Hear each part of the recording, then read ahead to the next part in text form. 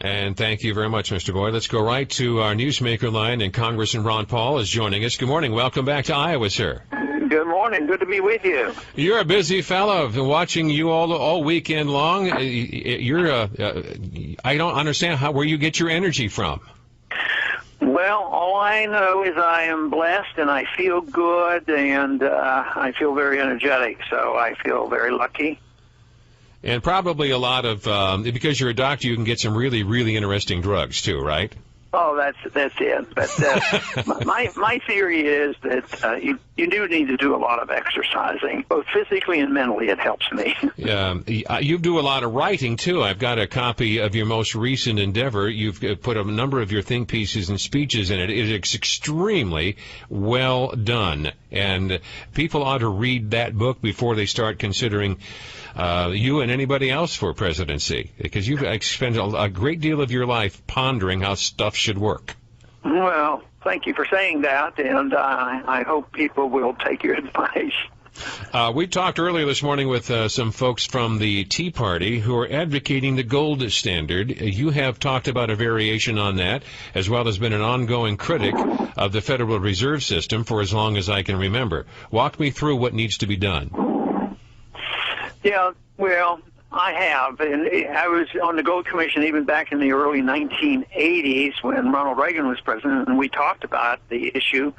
And since that time onward, my position has been, the system is not viable. It eventually will collapse. We have to have an alternative.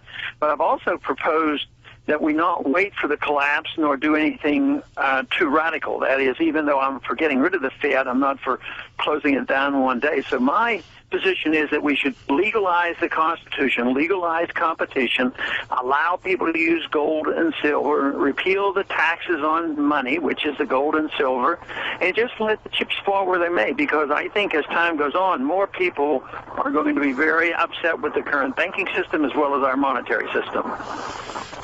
Tell me, because right now the economy is number one in everybody's mind, and over the weekend I think I saw your colleague, Congresswoman Debbie Wasserman Schultz, say that we ought to thank Obama for turning the economy around. Do you believe the economy has turned around, sir? She is a dreamer.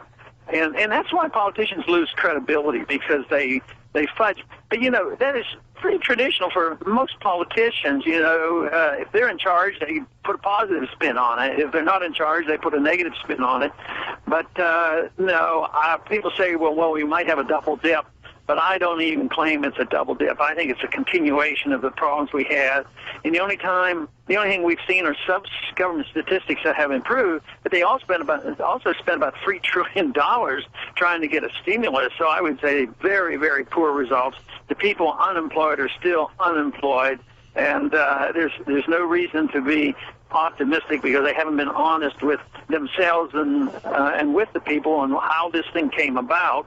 And if they don't know how the bubbles are formed, they're never going to know how to handle them when the bubbles burst. I was reading an article last week, and I didn't see this as this was occurring, but apparently our Treasury Department has been dipping into the pension funds of retired federal employees in order to keep the money coming in, and have borrowed like $80 billion from the pensions of former federal employees. How did that happen? And what are they going to get, an IU like the Social Security system has? Yeah, and they've done that over the years when the national debt had not been increased, on the instant it needed to be. So they always fudge it by borrowing from these funds. So it's just a churning of funds. It's shifting funds from here and there and putting IOUs in it, and They just depend on the fact that eventually they're going to borrow and spend and print money in order to cover themselves. They're just looking for this technicality, of the debt limit. They're avoiding the restraints placed on them by doing these kind of things. But it's not brand new, but they've never done it to the extent they're doing it now. Well, if you were a retired federal employee, would you be worried? Well, everybody should be worried whether you're getting Social Security or these retirement benefits, because even when they put the money back, it doesn't have real value. They are computer entries, but they are obligations, and they're supposed to put restraints on people. But, the computer entries for Social Security or Medicare, and all these pension funds, what they should be worried about is when they get their checks, which they always will, is what the purchasing power of that money will be. That's where the real default comes. They will not stop sending the checks, but they're only going to cover it with this. Pretty soon it'll be QE3 and QE4. They'll just keep massively increasing the money supply, which means devaluation and depreciation of the money. If right now you were the president of the United States and you had a majority to work with, and you could actually get done what you want to do, how would you repair the American economy? Well, there's no snap reason to do it, and politically it's difficult because the one thing you have to do is get your hands off it and allow some of this liquidation of all these bad investments and bad debt. But we are doing everything to prevent that from happening, and that's why, because politically it's not acceptable. But in the bailout, what we did was the people that were holding all this bad debt and these derivatives and these mortgages, they were worthless, and they didn't want the companies to go bankrupt. They didn't want the banks to go bankrupt. So we, the taxpayers, ended up buying these through the Federal Reserve, and they created the money out of thin air. So in the old days, the Federal Reserve held gold. Then they hold a lot of Treasury bills. Now they hold these mortgages that have no value. It's the biggest fraud, probably the biggest one in the history of mankind when you look at the trillions and trillions of dollars of fraudulent holdings. But to say that you have to change things means that you have to allow the liquidation of debt. You'd have a bad year, but then you can go back to work again. But you'd have to do some other things. You'd have to massively cut the spending. You'd have to decide we're not the policemen of the world. You'd have to get the Federal Reserve to quit monetizing debt, and you have to deregulate the economy. But like you say, if I were president and we had a Congress, you could achieve this. But today they're not even suggesting it. They're only doing the things over and over again that caused our crisis, and they think we're going to get out of our crisis by doing the same thing over and over again. We're looking at a very bumpy ride ahead, aren't we, sir? There's no doubt about it, and the biggest bump that I worry about is the loss of personal liberty, because as things get more turbulent, then government gets bigger, and it always undermines our personal liberties. And I am so convinced that a society that is free, regardless of where we stand right now, if we're free to take care of ourselves and free to work and free to keep what we earn and preserve the traditions of America, it wouldn't take us that long to get back on our feet again. But unfortunately, too many people have lost their confidence, in the way the system works. They think the government has to take care of us. They have to be taking care of us from cradle to grave. And it's that loss of confidence that we have to reverse, because if we were allowed to take care of ourselves and we had small government there designed to protect our liberties and protect free markets and sound money, it would not be that difficult. We have become, as some people have suggested, a nation of dependence. About 46% of the American people receive some kind of a benefit from one or more levels of government programs. And as of a couple of days ago, Obama, through an executive order, decided to grant benefits, health benefits to federal employees that are same-gender couples. Just executive order, just wrote it into existence and started expanding our safety net. What do you think of that idea? Well, I think it's horrible. I think these laws passed by executive order are illegal. I think the only thing a good president could do would be to use the executive orders to repeal executive orders that were legislatively designed. So that is wrong. They should not be doing that, and only Congress should be writing laws. Matter of fact, I don't even think that the executive branch should write any type of regulations, let alone the president just writing executive orders.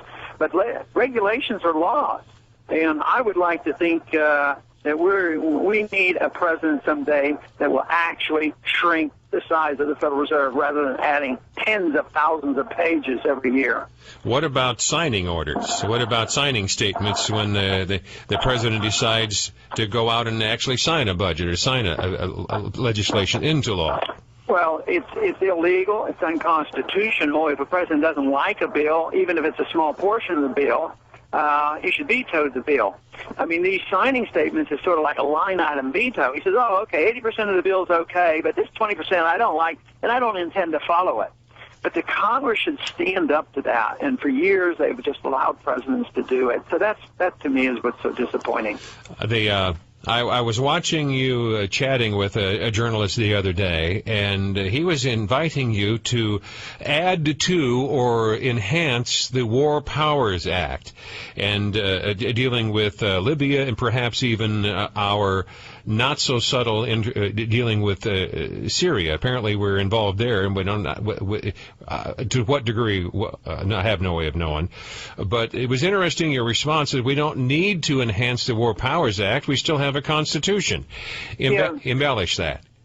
Well, the War Powers Act was designed supposedly to restrain the president to go to war without permission, but actually it weakened the constitutional provision because the president literally can go to war for 90 days, and then Congress has to be proactive and demand. And we're trying to do that, get a coalition in the Congress, and it's very, very difficult. Once the president engages, it's hard to stop them. But so the War Powers Resolution is quite controversial. But the Constitution is not very confusing. It's very clear. Presidents are not allowed to go to war, without a declaration, and that's where the problem is. Are you and Dennis Kucinich going to become buddies on these issues here pretty soon? Well, we're pretty good friends on some issues. We do work together, and I think that's the way our problem should be solved, building coalitions. Not compromising, but coalitions. Yeah. But he and I wouldn't agree on a lot of the economic issues. Well, it's interesting that he's been consistent on this issue, just like you have. When it comes to the war and making war and war powers, he says we have this thing called a Constitution. He only finds a Constitution dealing with war powers.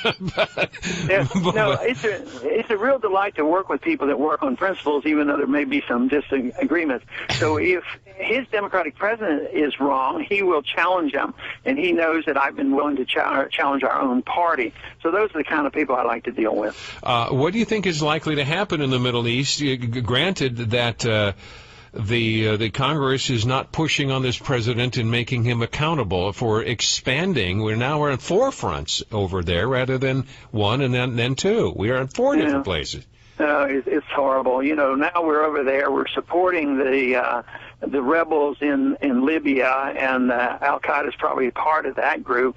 But we're sending weapons to the government in Bahrain to suppress their people, and they're shooting people and trying to break up their demonstrations. So it depends on which one, which country's being attacked. If they're our buddies and it has something to do with oil, then we support them. If not, then we join the opposition, and NATO goes in and stirs up the civil strife. That's why I think the non-interventionists stay out of the entangling affairs, the internal affairs of nations, is such a positive step. Ron Paul, thank you for joining us. I'm sure you're getting ready for the debates in New Hampshire, and you're getting ready to do some talking in Dubuque. And welcome back to Iowa, sir. Very good. Thanks a lot. You bet. See you later. Wow, we got a lot accomplished in a short period of time. I hope you were listening. A lot of good stuff you just heard.